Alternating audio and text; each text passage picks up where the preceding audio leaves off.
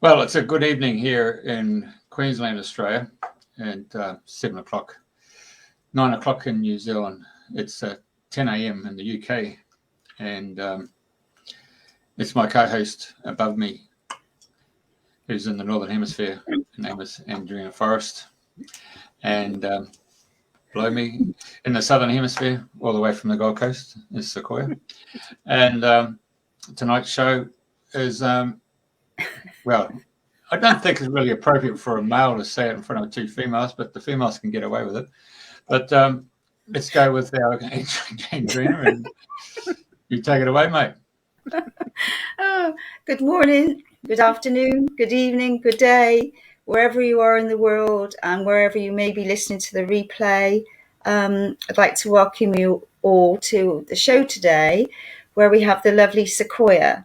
Now, I came across Sequoia on the internet probably, I don't know, it could be a year, 18 months ago. And she was doing a live meditation and I really liked it. And then she was doing little readings for everybody, which I loved as well. So, so since that time, we've worked together and we have a lot of fun and laughter together. So today, apart from her shifting sessions, we'd like to raise the vibration. So Sequoia is all about, let's get straight to the point, clear it, move it on, in a nutshell. So I welcome you to the show. It's really lovely to see you. And would you like to share how your adventure started? What got you on this path? Sure. Hi, everybody.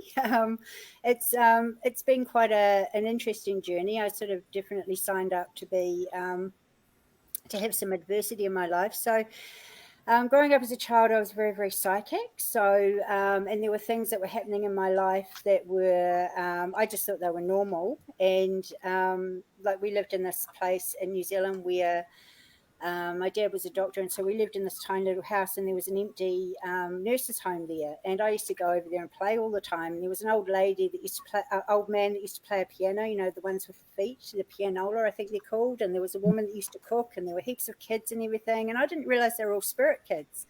And I had the best time there. Like we used to fly around the room and do all sorts of things. And I've always, like at nighttime, like I'd astral travel, and I didn't know that what I was doing wasn't, that everybody couldn't do it. But so I had a lot of adversity as a child, a lot of really severe things that happened that a lot of people have experienced. But for a way for me to deal with it was to disassociate. So I just sort of leave my body and go into spirit because it was a safer place for me to be. So I could observe what was going on, but I wasn't actually physically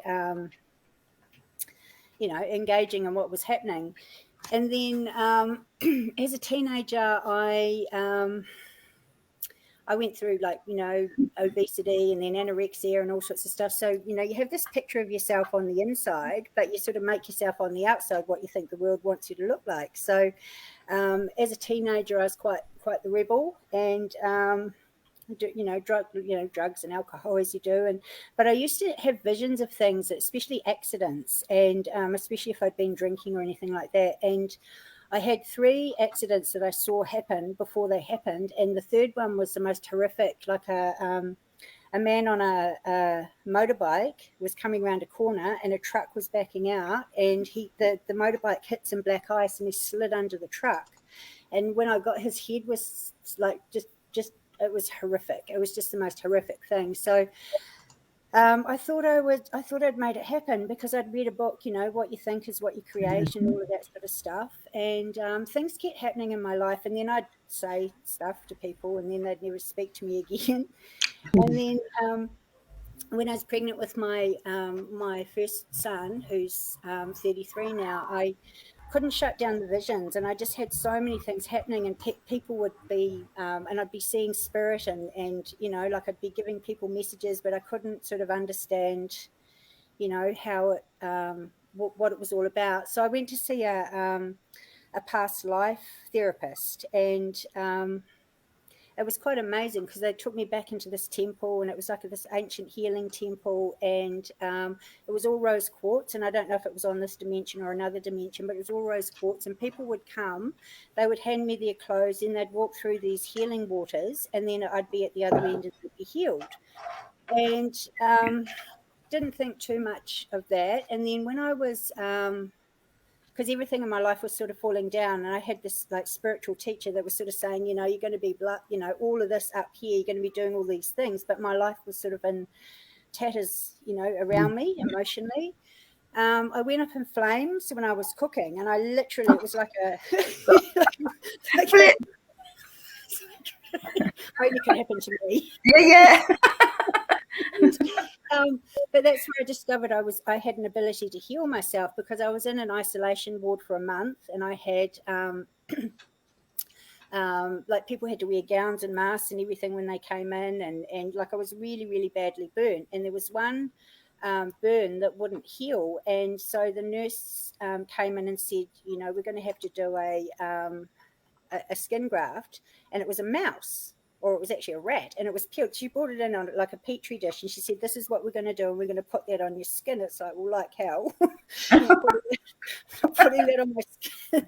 So I sat up all night and I healed it. I willed it to heal, because there was no way that was going to happen. And then the next day they were absolutely blown away that you know, that they didn't need to do the skin graft, and that part, because they used to put, it was the most horrific experience. They put you know, Milton's nappy solution on it because it was so infected. Oh so my God. And then they'd wrap me in Glad Rat, and it was just the most horrific thing. And I just thought, no, I'm not doing that. So the next day it had healed, and which was really quite amazing. So that sort of started my the realization that I could heal myself. How old were you then when that happened? I was 22 when that happened.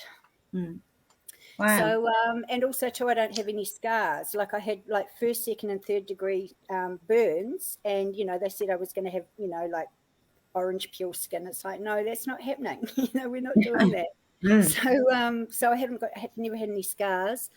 So that sort of started me off on like the, you know, healing journey with other people. I've always been clairvoyant. I've always sort of done readings and things like that. But as I sort of went through, you know, you attract what you haven't healed in your childhood, basically. So, you know, with partnerships and things like that, like I attracted a partner. We went through a massive murder case and all of this horrible stuff. And just before, and it was a 2-year court case that we went through. And just before it, the night before, I just went, and it wasn't his fault, but it was just a really stressful 2 years. And I just imagined it like the Wheel of Fortune.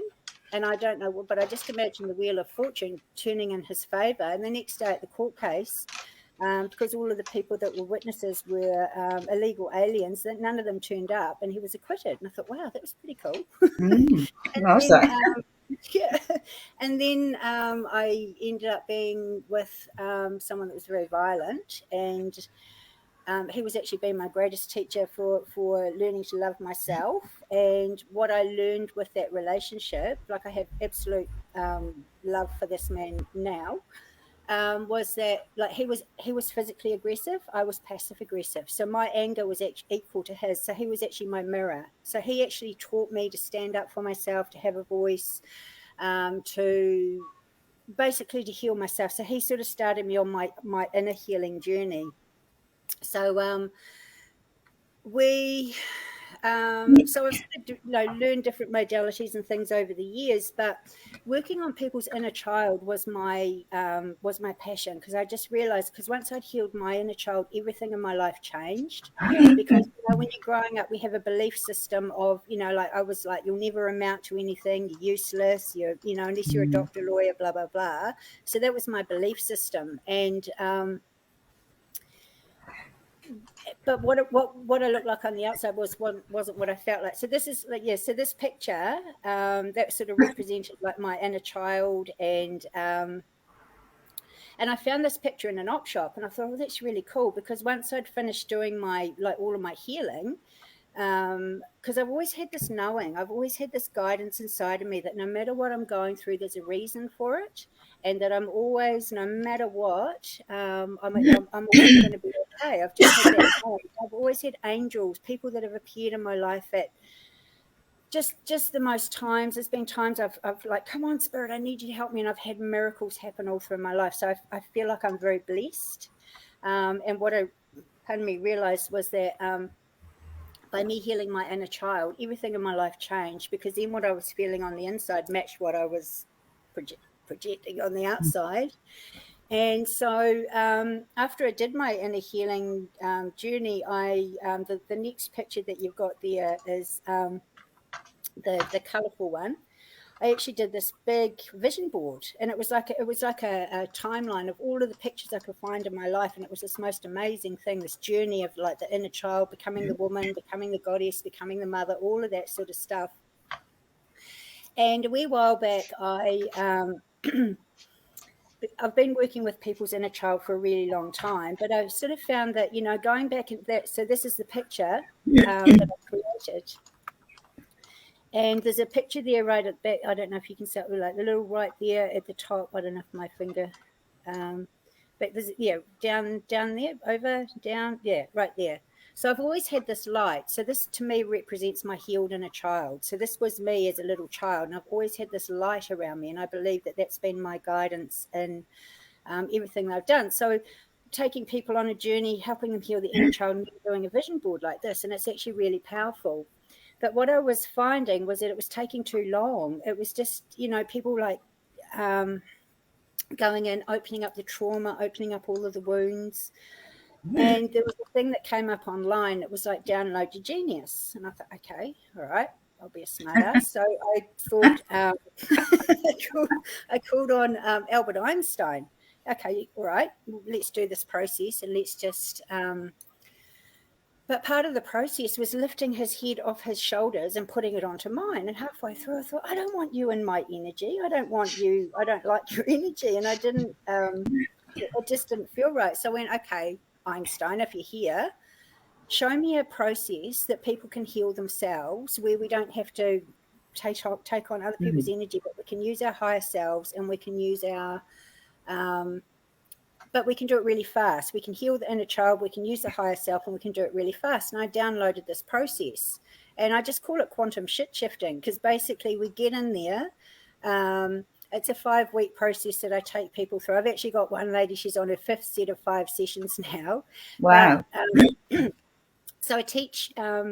in the first one, we teach tapping, EFT, which is a really, really powerful process to help you express your emotions, to help you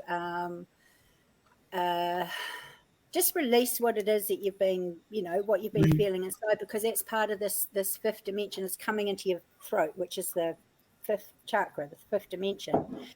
And I get people swearing, especially, so I'm going to make it trendy, because it's a very powerful energy release. And especially if a child has been sexually abused or has been, through a lot of trauma. Yeah.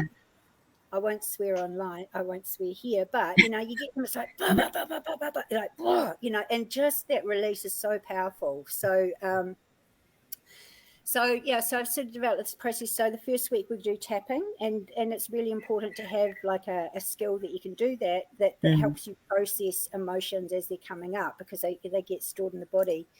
Then the second week we introduce you to your inner child and to your higher self. So the higher self sort of comes in and pours this beautiful golden liquid into the inner child, and the inner child will tell you where energy is sitting in her body. So it might be anger, might be sitting in the heart.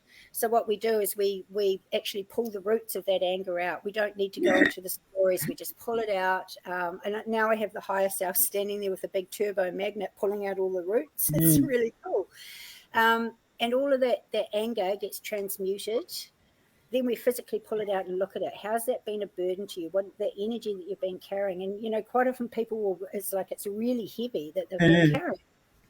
So we flick it off to the universe, and then we replace it with, so say it's love. So we imagine we get this feeling of love, and you see the word love in your hands and put it into your heart.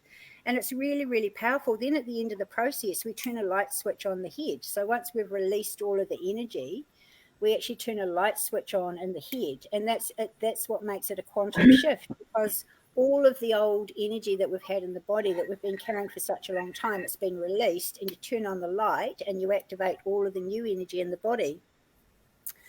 And then, so the third week we do the parents or any abuse or anything that's happened in the, growing up in your childhood. This gives the child the opportunity to say to whoever it is, and she's allowed to swear at her parents or whoever her abuser or whoever her bully or whatever it was, she's allowed to swear at them. We also teach her about boundaries. So she has a boundary, he or she has a boundary. We'll put a boundary and we give them a sword. So they've got the sword so they can cut through all of the lies and cut through all of the, and keep themselves safe. So it's very, very empowering. Then in the fourth week, we go and we clear all of the relevant past lives, because we bring through with us so many different wounds that come, like there might be, so say, and the theme of the world at the moment is like, sexual abuse.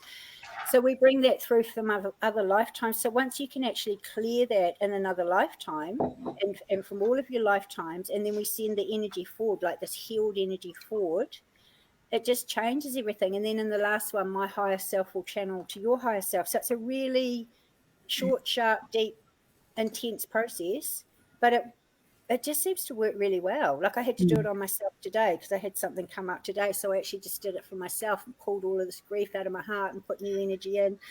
Working with the higher self, it makes it quantum, because then you're your own healer, and you just become this beam of light. And if you use the tools, and that's the tapping's really important, because say we pull out the anger, it's been sitting in your body for a really long time.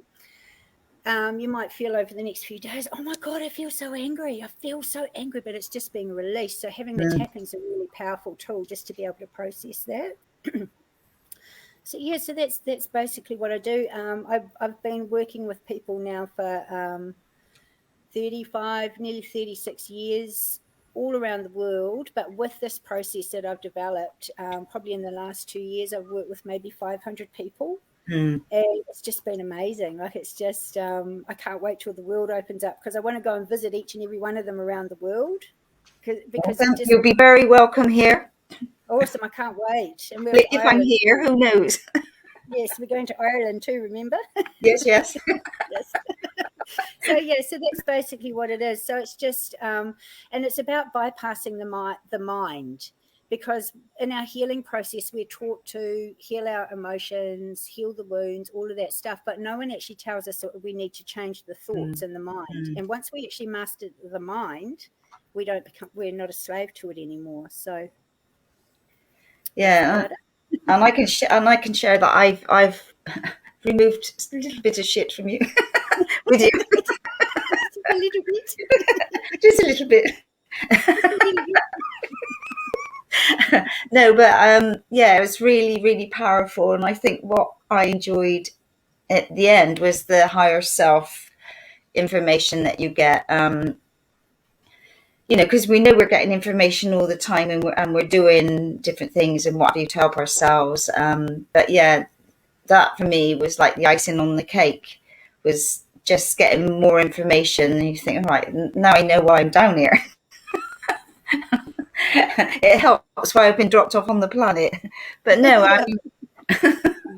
and so many people are still carrying wounds and do not realize that their health and what's going on for them is their thought process and what they're carrying, even from their parents. We've all been carrying ancestral stuff that we're working on and clearing, and it just, just goes on and on and on. Through the generations. Literally. Don't you just love it? Yeah.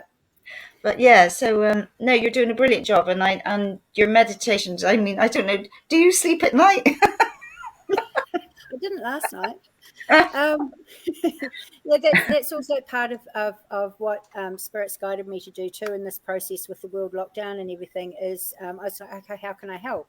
And it's like, do meditation. So I do these random meditations on some of them are pretty random. Like I did a big swearing one night, calling out all of the dark forces and it was really good. People were like, yes, that's what we're needing to hear. So they're not your sort of everyday average meditations. They're quite, I channel, my higher self channels them, but it's whatever's relevant at the moment. But it's also really important right now to be focusing on the world that we're wanting to be creating, because we're moving into this beautiful, amazing time that a lot can't comprehend at the moment because the world's so chaotic. Yeah. But so it's really important to be like moving into that new dimensional thing of just seeing everybody healthy and everybody's happy, and there isn't this level of fear and tyranny, you know, like everybody's living in their hearts, everybody's abundant, and everybody's doing like sharing their gifts. And this is the world that we're actually moving into. So that's part of my gift to humanity, and it's also to the people that we work with, because we're using our higher self energy. So our collective energy is actually making a massive big shift on the planet. And I asked for confirmation, like this is a bit of a cheeky one, but it's quite funny. I asked for confirmation sometimes with spirit, because you do stuff and you think, oh, you know, is it having any effect? And so one of them was handing all of the crap back to all of the people that had sent it out to everybody on the planet, you know, like shit thing. Yeah. Slinging. Yeah, shit slinging, yeah, basically. And the next day someone posted on my like sent me a messenger, like in France, that a whole heap of farmers with sewage trucks had gone to Macron's house, and they turned on the sewage into the house, and the windows were open, and there was just literally shit everywhere. So that was my confirmation that what we're doing works. Because you've got to have a sense of humour at the moment, otherwise you go crazy. Okay, so I mean, yeah, you're doing. I mean, people can follow you and listen to your meditations and all your past ones. And so, what would you say to help people now? You know, with this time of change, because I know we're in the tipping point, and we're about to go from here into a lighter vibration, if you like. What would you say to people that are maybe not doing so much inner work, or new, or maybe just waking up on some level to realize that there's more of a soul calling, there's more going on, and things are, you know, you think, well, is that really true? So any advice or guidance to help people on a wake up, if you like? Okay, so the most important thing I feel at the moment is following your heart, like trusting your heart. You know, like at your deepest core level, your first thought or your first feeling is always going to be, that's your intuition, which is your teacher within. So that first thought or feeling is always going to be your guidance.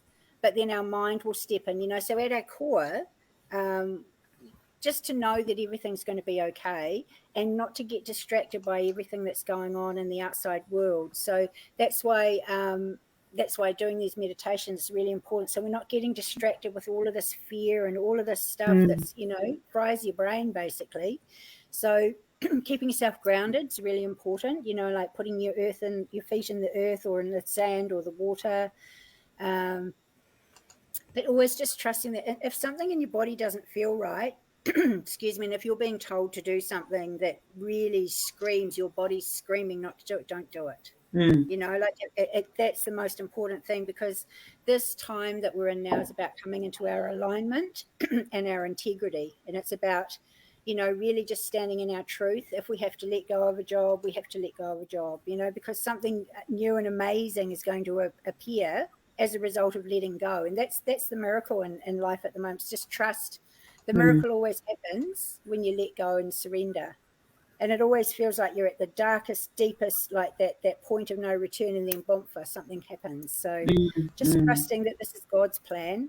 Yeah. You know, and that all that we're being shown, it needs to be revealed so it can be released, so we can actually move forward into the beautiful time that we're here for. And they say that, don't they? Like, to get to the diamond, you have to dig down into the deepest shit, if you like. Yep. I've never used that word so many times in a short space of time. But yeah, it's sifting through the debris, and it's really being aware, like you say, of your feelings, you know, is pausing for breath and taking a breath and does this feel right? You know, does this really resonate with me? And how, you know, how can I address this? But like you say, EFT is so simple for people to do. I mean, you know, like I'm often down the road and something comes up and I'm tapping away, you know, you know, because you just need to get rid of these things. What's up, Jeffrey? Do you want to make a comment? No. I can't get a word in. There is a point that you can actually, this is just a really powerful but fast quick fix. So most people, when they do tapping, they tap on the side of the hand. So what they've actually discovered, so between your little finger and your ring finger, and it doesn't matter which hand, there's a little dent there. Excuse me. Clearing going on. Can actually balances every meridian in the body. So just as an example for a quick, you know, so say you're feeling really stressed, and it's about expressing what it is that you're feeling, you know, because we let it build up. But this is actually so say I'm feeling really stressed, I'm feeling really frustrated, I'm feeling really overwhelmed. And as you tap on this point, your shoulders are actually rising up. And you tap on that point for a few minutes and you just, you know, whatever it is that you're feeling, and then all of a sudden your body just, it just lets go and it relaxes. And you go, okay, what if I could just trust? What if I could just know that it's going to be okay? So that's a really powerful, just that one thing. If everybody on the planet learned that, there would be a lot less stress. Get everybody who's listening, start tapping on this. On there. You know, but it's just about expressing what we're feeling, you know, oh my God, I'm feeling really angry, I'm feeling really whatever. And then, as I say, your shoulders come up and then they'll just relax and they'll let go. It's really powerful. It's very, very simple. Another thing that you can do too, like at the moment, you know, our minds, a lot of people's minds are just going overtime, is just like closing your eyes, putting your hand beside your head and just like shh. And you put your hand on your shoulder, so that just calms the mind, and it's also reassuring. And then you put your hands on your heart, it brings you straight back into your heart. So just really simple things. But because we're human, we tend not to do the simple things because we think they don't work, but they're actually really powerful. So yeah, and like you say, it's the simplest things that work, and you don't. And I've always said this: show me the simple. Don't take me all around the houses because it just doesn't work. I just need, you know, just like that. So yeah, so I know you've got some special offers for your readings. I think you had 5 special offers. Was it for $30 or something? So people can contact you directly if they want to have one of your readings, which I highly recommend.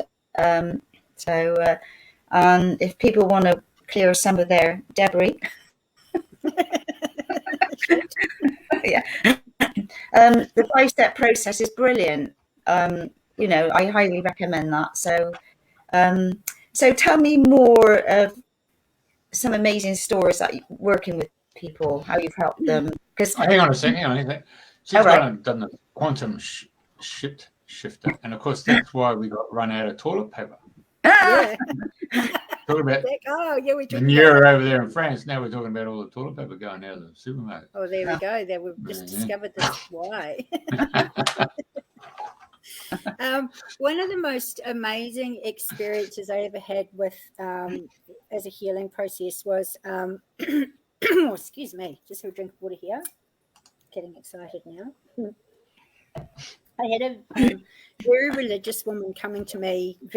So for her to come to see a clairvoyant, I actually use my clairvoyant more as a skill now to tune into people's wounds. You know, I use it in a different way. But anyway, she came to me and she was very religious. So her body language with me was like quite. She was literally tuned away. So it was like chipping a fingernails on a blackboard. But anyway, we sort of persevered. So her husband was a minister. He was a pedophile. Her father was a minister. He was a pedophile. And the minister that was her husband was protecting a businessman that was a pedophile, and they'd been interfering with her daughter, and his father had interfered with her friends. So we were doing this tapping and everything. I said, come on, you need to swear. And she said, I can't. I said, come on. It took a wee while. And when she started swearing at her father, like, it was amazing, the transformation. Like, she just got up. She was like, right, she went. It was amazing.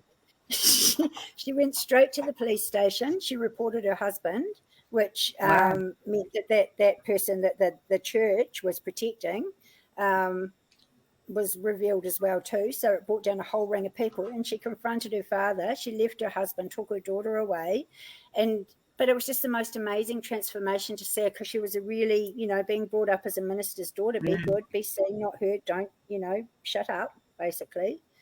But she was just really empowered, like really, really empowered. And now she's an advocate for women and children that are being abused. So, that to me was the best.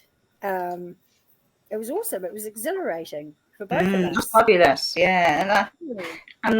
And we know that sort of thing is rife and still going on. And it's like, how can we help people to find the courage and the confidence to say, stop, this is not acceptable, or whatever's going on, they got to find it within. And there's so many of us out there now here ready to help anybody that's struggling, just hold a hand or just let them talk, and no judgment, because we're here to be of service for humanity at the highest level.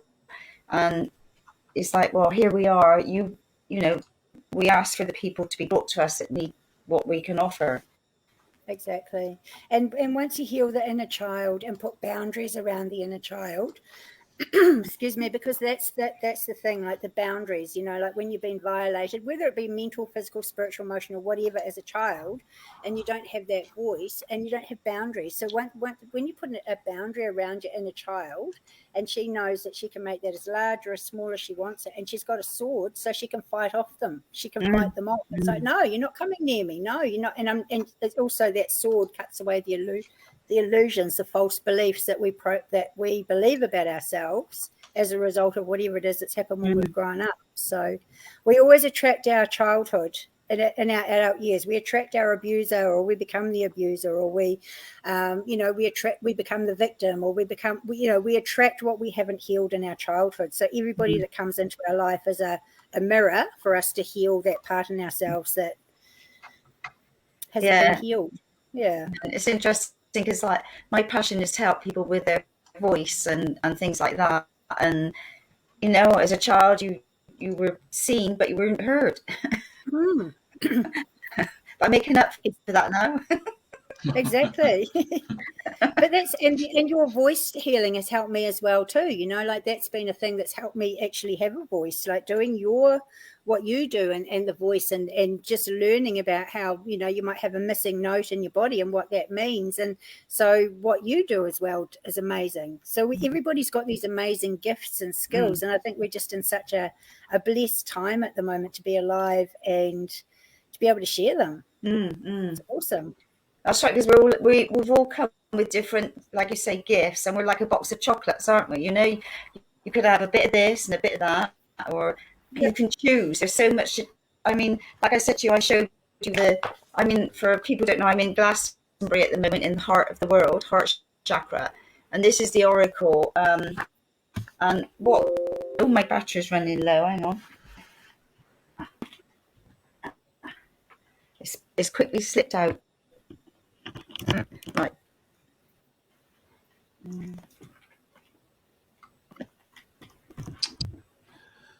Very good.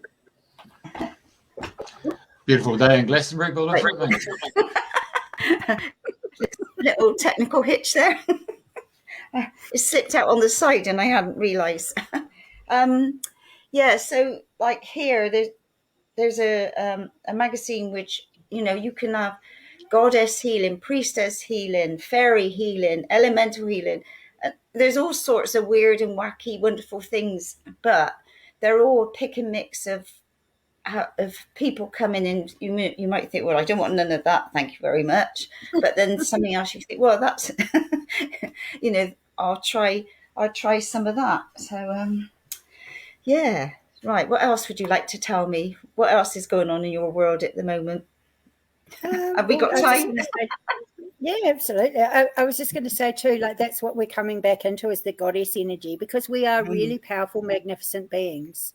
We're made in the likeness of God. And once we actually move through into this next level of awakening, people are really going to realize how powerful we are. Like we've got this amazing power. Like we have enough power within each of us as an individual to charge up a whole city, so that's going to be amazing. And this is what we've been so dumbed down with through all of the lifetimes of the goddess. We've been hung, we've been raped, we've been burnt at the stake, we've been beheaded, we've been, but we just keep getting back bigger and better than before. So, knock us down 7 times, we'll be back 8, and you watch out the 8th time. And that's what feels like we're in now. We're in the time of the 8th rising for the, divine feminine, because it's time to take our power back and reclaim the absolute magnificence of who we are, because we're amazing.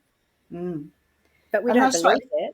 No, but we haven't been told it, like we've grown up and like, some schools are now doing meditation for little ones and some are doing little drummings and things like that. And I think it's just, if you could just start them off, because like children come to school and they come from all situations in life where they're stressed, abused, or loving homes, whatever, and they all come together in this like pot, if you like. And if they could only sort of just say, right, let's sit for 10 minutes and just quiet them all down, and great, what a lovely start to the day. But there are places that are doing that more and more, but that's what we really want, is to get them in that little space. I mean, I know some of my grandchildren, they do the yoga on the television. And the other day she said, "Namaste, Nana." And I said to my daughter, "Nothing to do with me." But they do it on this little children's yoga. Like, I think, how cool is that? Yeah. And teaching them tapping too, so that they can actually learn to express their emotions. It's such a simple but powerful tool. But I mean, it's my dream to get it into high schools with teenagers, because they don't have any coping mechanisms. And it's like this generation's being lost in technology, and they don't have like the relating skills or the communication or just coping mechanisms. Because it's I'd hate to be a teenager now in this world. Oh, God, I'll say. It's hard enough being a so-called adult. Yeah. Oh, dear. Right. So going back to your 5-step process. So I know, like for myself, I've done it, and I've sent it to friends, and they've all done it, and it just ripples out, which is great, because it's all about spreading the word, caring, sharing, and networking in different ways. So you're doing like an intake at a time, like say 10 people at a time or 11 people at a time, and say, right, that's my quota for now, work with those 5, and then you put a message out for the next level. Because it's energetically, because I found, like, when I first started it, I was like, maybe 20 or 30 people a month, and I'd be like, oh, at the end of the month. So this way I can be really fully present for the people in the process, but not burn out as well too, because I'm in there with people when they're pulling the energy out. Like, I'm in there and I can feel it, and which is great. It's a gift. I used to think it was a curse, but it's actually a gift. But so I take 11 people on each time that I do a magic number. I like my 11s. Yes, I like 11s too. Yes. So you've only got a few spaces on this next intake, haven't you? Yeah, so there's 5 spaces left. So I thought, because I normally charge $295 for the 5 sessions, because I like to keep it accessible. But I thought, if anyone wants to jump on this time, I'll bring it back to the old price of $250 if you pay up front. Otherwise, it's $77 a session. But also too, like it's, you know, like it's not all about money. So if people are really struggling, there's you know, I'd rather do the work and help people, because that's what we're here to do. And it just, you know, when we share the love, it just comes back so many times in so many different ways. So yeah, but so I do have 5 left in this one, and yeah, as I said, if anyone wants to do it and like pay the upfront, the $250 rather than $295, that's, you know, that's absolutely awesome. That is, compared to some people, that is a very, very fair price, I have to say. Thank you. So, and like you say, it's making it affordable for people. So what about people that want help with their psychic development, or a bit more tuning in to bring out their own wisdom through? Or so, are you doing anything like that, or is that part of the 5-step process to be more? Not really. I used to do that a lot, but it's sort of not so much now. It doesn't feel so. It feels like, you know, now we need to be learning how to use our ascension gifts. So we need to be learning how to be working in a quantum field and working with ascended masters and stuff. So that's not really my, I used to do it, but I just feel like working now at this level with people's higher selves, teaching people how to meet your higher self, how to, you know, let your higher self help you with healing, or working with your higher self forward for an outcome, you know, like a court case or something like that, you know, working with the higher selves of all of the people that are involved, because it's a lot easier than working with people's egos, because, you know, the personality, sometimes people's like that they might get it at a soul level, but they're not getting it at a personality level. So if you're working at that higher vibration, that's, I'm thinking maybe I can start sort of doing more of that sort of thing in the future.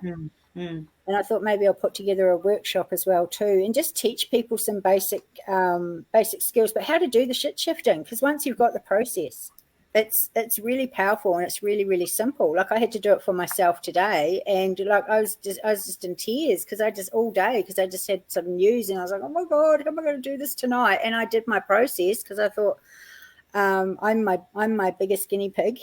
But I always master what I learn on myself before I do it with it. But also too, like if you're not using your tools, there's no point sharing them with other people. No. Yeah. How about you, Jeffrey? What tools do you use? I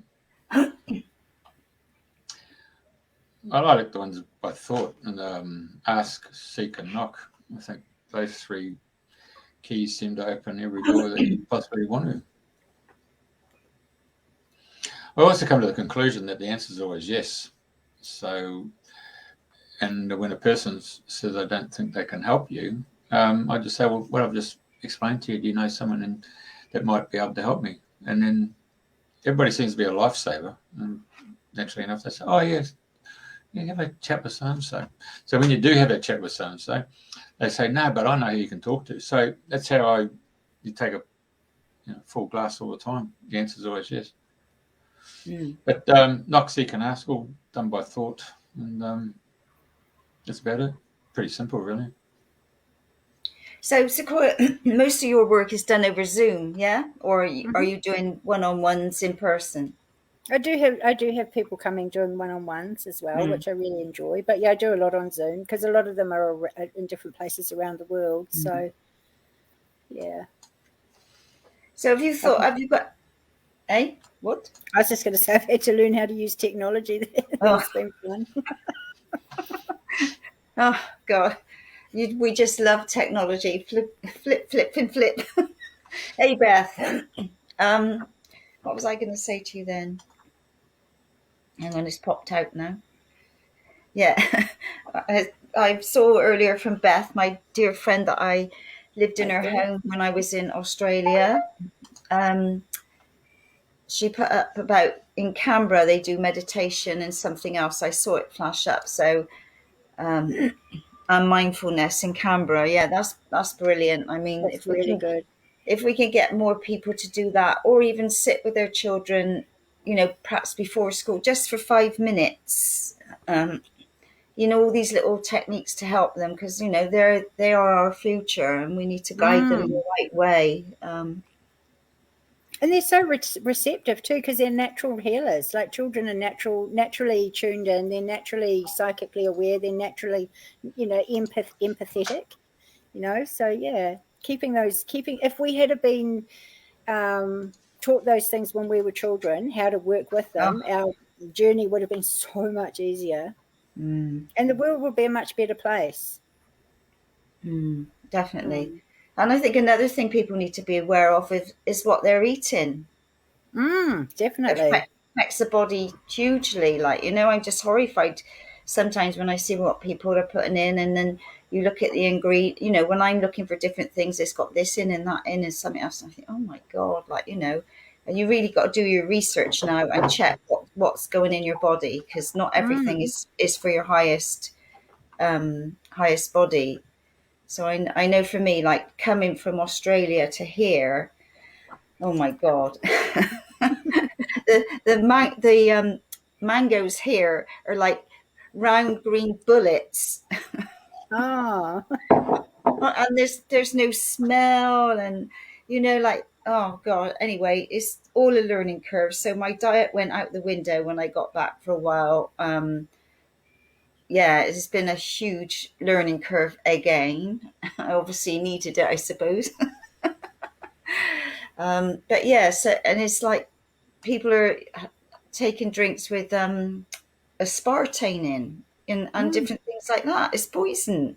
Hello, wake up, read what you're putting in your body. And people are drinking from the tap. They're not using a filter to take off the fluoride. There's all these things which affects the body and affects your pineal gland and your pituitary gland, and all of these things in your vibration.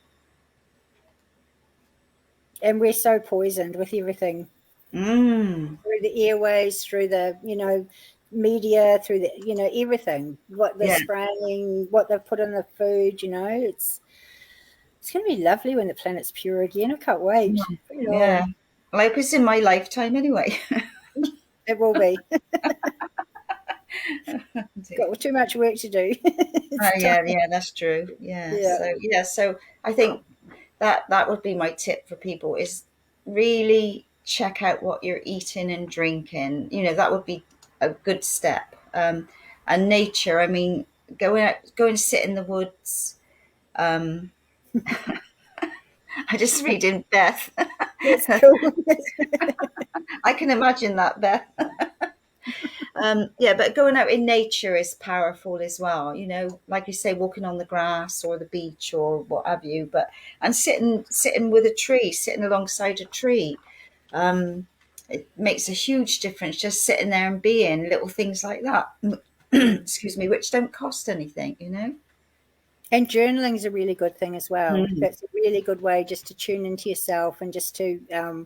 It's quite amazing. I've got a big box of journals, and looking back on them, it's like, wow, and a lot of them were too, like, very futuristic. Like I've had a vision of humanity, and I channeled it over a year. It's on a big piece of fairy Christmas wrap. One day it'll be probably a famous document, but we lived in the bush. One of the times in our lives when we first moved over here, we moved 30 times in that 5 years. We were homeless 4 times. We were in 3 floods and a fire and a cyclone, and oh my God, we're so tough. But we lived in this bush that didn't have any power or anything. We just had a generator. So over a year I channeled this vision for humanity, and it was about building these amazing communities where people come together, and everything was dome shaped because everything was flowing. So like these, and I found these beautiful dome houses and stuff, but everyone in these communities were coming in. The objective was healing, everyone committed to healing, and it doesn't need to take a long time. It's just basically, get rid of that energy and change it.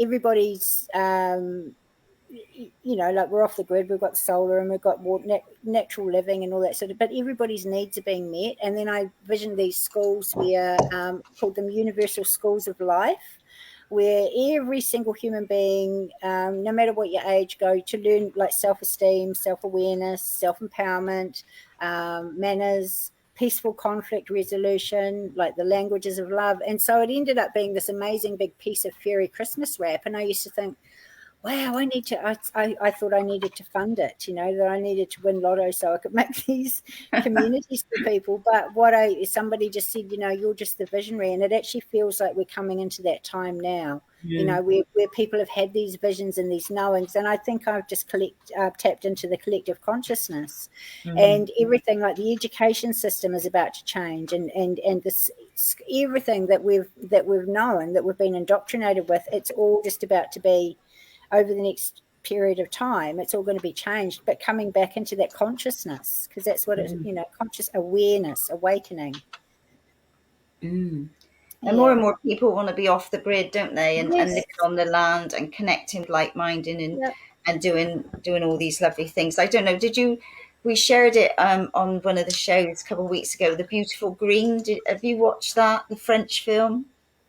No. Oh, Jeff would put the link up again on. It's so funny, because you see all the sky's blue and the hills are all green, and you see all the people coming in their cotton or hemp outfits, what have you, with their groceries and cabbages, and they're all swapping and sharing, and then they sort of, in a nutshell, they get down to business. And she says, I want so many people to go to Mars. So they're all putting up their hands, and then they want so many people to go to Ceres, and all the hands are going up. And then she says, and I need one person to go to Earth. And they all got their heads down. It's so funny. But honestly, watch it. You'll love it. It is in subtitles, and it goes quite fast. But she lands in a park, and all the cars, and she can't get her breath, and she has to connect with water to telepathically talk to them back home. But it's really, really funny. So highly recommend that one. Awesome. It's really, really good. So is it The Beautiful Green or The Beautiful Truth? Beautiful. Hang on, I'll type it up. But yeah, definitely one to watch. You'll really get it. Awesome. And it's like she's communicating with her sons. She's in a flat somewhere, and two girls go by. Of course, the two sons see the girls, and of course they want to come down to Earth, but they end up in Australia. But yeah, it's really good. So anyway, it sounds awesome. No, it's you'll get it. But anyway, so back to you. So what else is on your agenda? In what way? I mean, because you've got these continuing on. So are you thinking of doing anything? I know you do platform work, don't you? Go to the churches sometimes. I do. That's really funny. Going to the spiritualist churches, and like they're great. They're really awesome, but a lot of them are quite stuck in their ways. Like, so I sort of come in like this big, like shit shifter. So there's a couple that haven't asked me back, but then there's a few that, really? Like, oh, can you come back? Can you come back? So it's really cool. So I do a lot of platform work with doing that. But it feels now too like, again, we're moving into the higher realms of, rather than, yes, your grandma's here. It's like, well, yes, okay, so Melchizedek's here, and he's just saying that this is happening in your auric field, and this is what needs to be done. So it's like it's channeling again that higher frequency, that like the ascended masters coming through, because we are ascending masters. We are, moving back into mastery of remembering who we are. So I'd like to sort of do a bit more of that. It's quite fun. And also do like a thing called $5 5-minute miracles, where I the green beautiful, awesome, $5 5-minute miracles, where you just do like a 5-minute reading or a 5-minute healing or like a message or whatever that, and that's really fun too. It's really cool. Yeah, and that's affordable little things that people, and it gives them a chance to have a taster. If you're not sure, you say, well, look, it's only $5, 5 minutes. What have you got to lose? And you've got everything to gain. And sometimes you just need confirmation of something, or you just need, I knew that. But sometimes we need confirmation of our intuition, which, we need to learn not to need confirmation. But, just little things like that just to uplift people and just give people hope as well. And I know for me with the higher self readings, It's lovely, when you get a message and you know Auntie Mabel's there or your mum's there or your dad's there. That's lovely. But for me, I want to know, how can I move forward being the best version of myself to help humanity? So, I want to know more direct stuff rather than the past people. It's no good saying, well, you might get a message that you've lost your keys or that was so and so, and all that's lovely, but that's not where I want. Come on, what do I need to know now? This is going to help me move forward. Yeah, And for I think sure. that's an important thing now, is what do most of us need now to move forward? What guidance is going to help Forrest, us good evening. to keep us on that path? Hello? See, we've got Spirit with us. Yeah. Good evening. Good evening. We have a message for you now.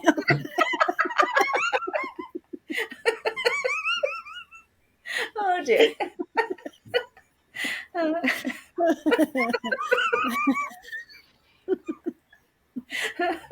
See, we're bringing joy to the world.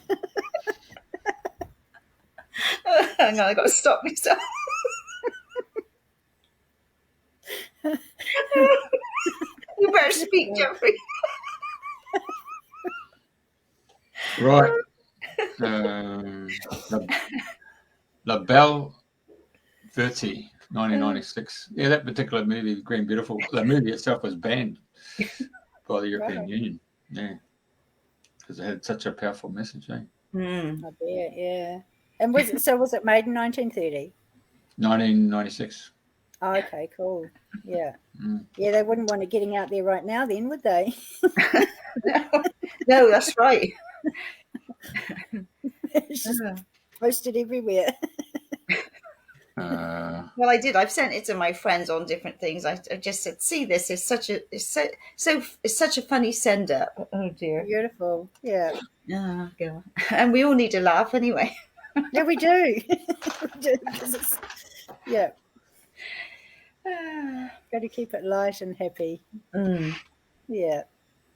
Right. So, I think we're coming close to the end. So, any other wisdom, guidance, or enlightenment, or words that you would like to share before Shall I just tune in and see if my higher self has got a little... That would be wonderful, yes. Okay.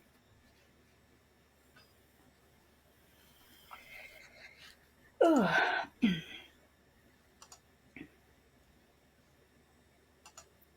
Greetings, dear hearts.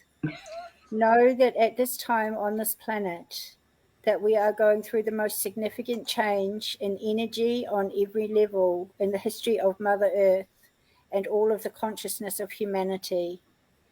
We are here with you, guiding and assisting in this process at this time.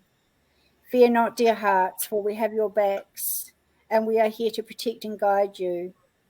And very soon, all that appears to be so chaotic will become a place of harmony. There will be a time of grieving on the planet when there is revelation of that which has been hidden. However, this grieving period will be relatively short as we begin the rebuilding process, bringing back the light into the lives of all of the beings on this planet.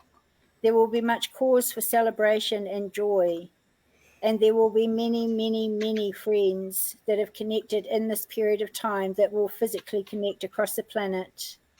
This is also the time where the twin flame energy will come together, and that which has been kept from us will finally be restored. There will be much love, happiness, celebration, and joy on this planet.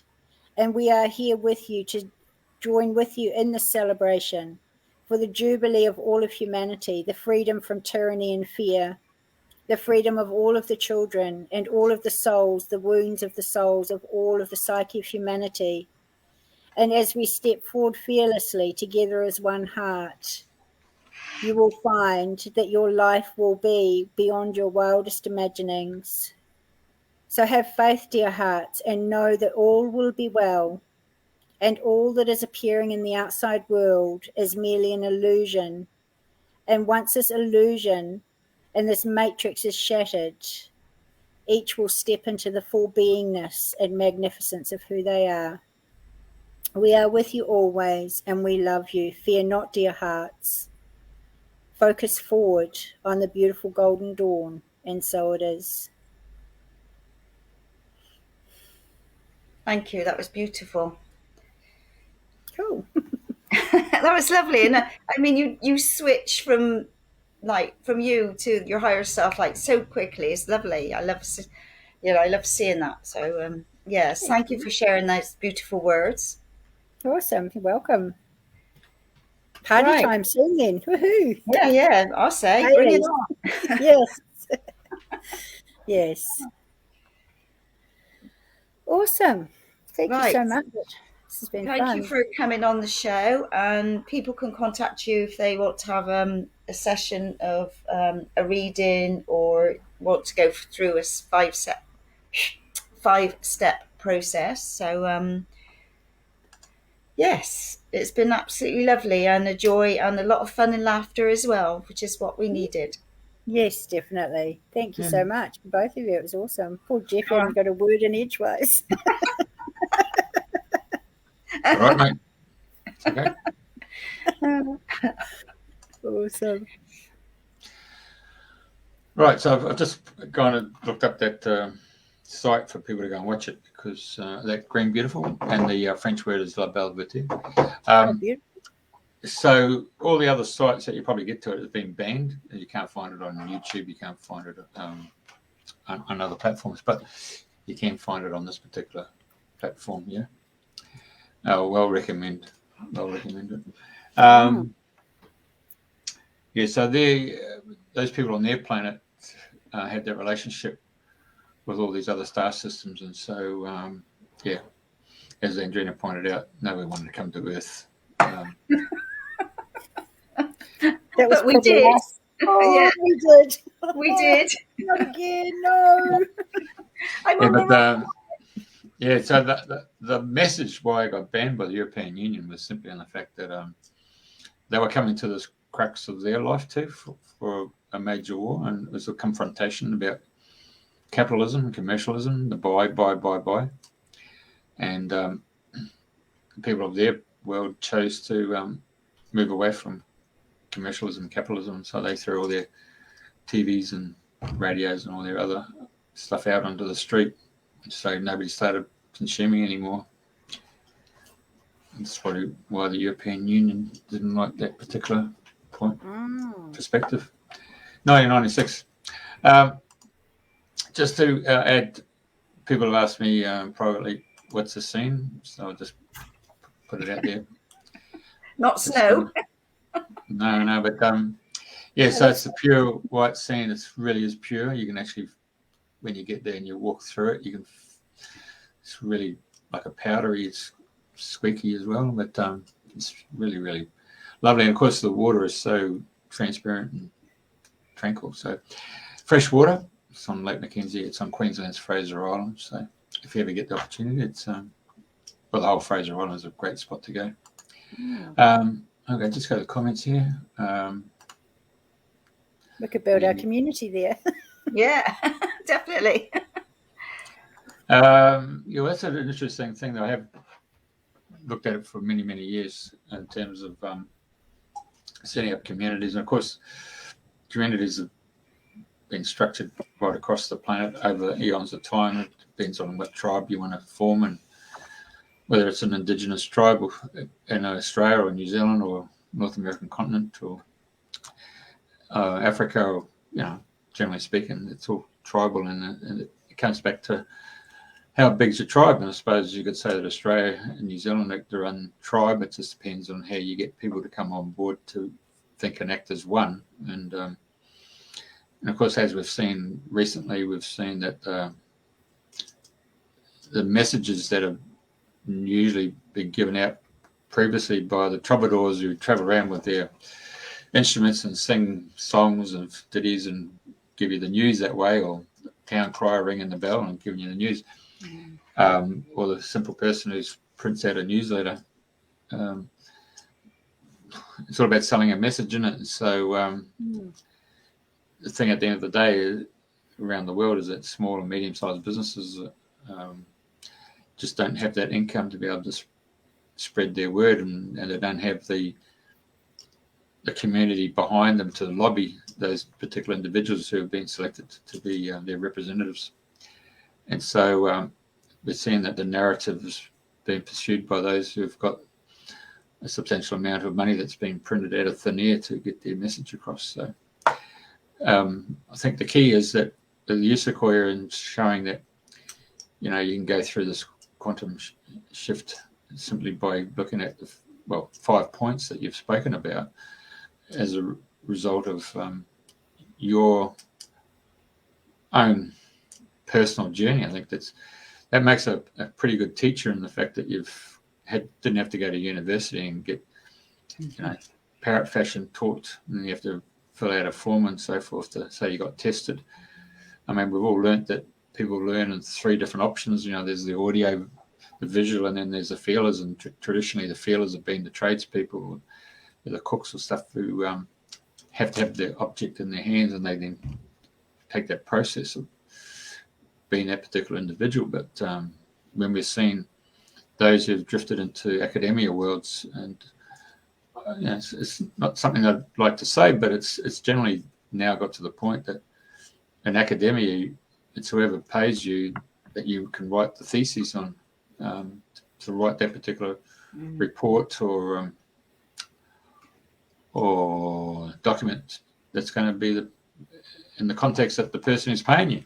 So we always see challenges between different so-called experts in courts of law. So I think we sort of, generally speaking, need to look at our language and the way we describe it. And we obviously use verbs, adverbs to describe it, which is open to interpretation and challenge. But recently it's come to my attention that if you write in nouns or pronouns, it's a structure that can't be debated. It's a locked-in misere. You win hands down. So the English language is quite a misdescriptive tool to be used by these marketing merchants who are pursuing a point of view because they're getting paid by one particular source of income, which happens to be government. And yet here's an industry, the media industry was on its knees, and it's been cannibalized and networked and all that stuff because they just didn't have the income. Now all of a sudden they got income. So I find that rather unpalatable, really. And so to have yourself, Sequoia, come on tonight and the morning over there in the UK to show that there are options available. And I think that's what we've got to remember, is that people come on this particular show and other shows and just generally having a barbecue, talking. When it comes to passion, and a person speaks from the heart, from passion, because you've gone through the trials and tribulations, it makes you a better teacher because you become the master.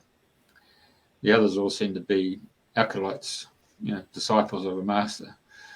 Whereas those who've stepped out and learnt the trade through the University of Hard Knocks, if you want to call it as such, and experienced it, that's a thinking person who's actually integrated right brain, left brain to actually see another picture, and whether it's the visual picture or whether it's the feeling of it. A person who comes and sees you, Sequoia, would obviously relish the fact that you come from a position of passion. I think that's the secret, isn't it? It's not the money. I mean, I've learned that years and years ago in business. It's never about the money. If you come from a heartfelt place of duty of care, I think at the end of the day we're all healers, and if we take that position of duty of care, and then the money comes, and if the money comes, then you come from a place of benevolence. You can really touch a lot of people's lives with that concept of duty of care. And I think that's what's missing in our political arena, in our business arena. We've lost that sense of ethics and transparency.